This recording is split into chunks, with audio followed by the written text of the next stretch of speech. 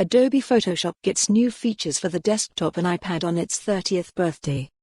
Dark UI support arrives for macOS Catalina, iPad app receives object selection and better typography controls of the desktop counterpart.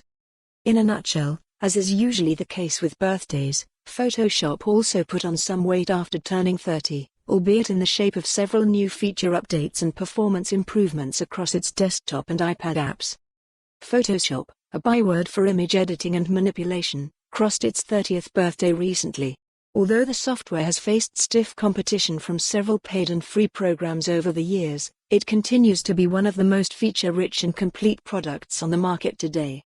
Adobe celebrated the milestone with a blog post announcing several new features for desktop and iPad users of Photoshop, starting with an enhanced content-aware fill (CAF) workspace on PCs that allows for iteratively selecting and filling multiple areas of an image without having to leave the workspace window.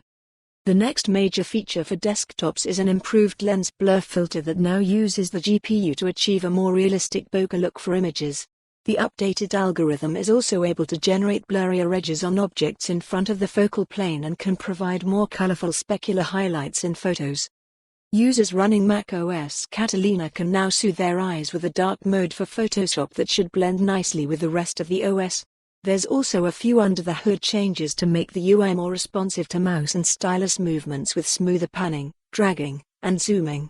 For those on Windows, the latest Photoshop update removes the need for WinTab drivers, mostly used by artists for supporting styluses or digitizer tablets.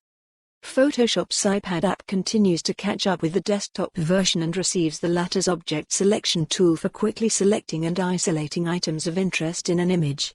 There are also new type settings, including layer, character, and options properties that enable text tracking, leading, scaling and formatting, caps, strike-through, subscript, etc., with kerning to arrive in a future release.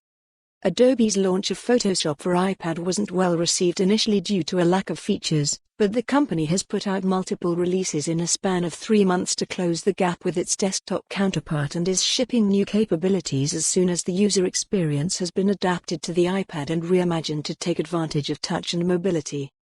These latest updates should also help with improving file uploading and downloading speeds over the cloud, which Adobe says could end up being up to 90% faster, depending on file size and network performance. For more on this story, visit the news article link.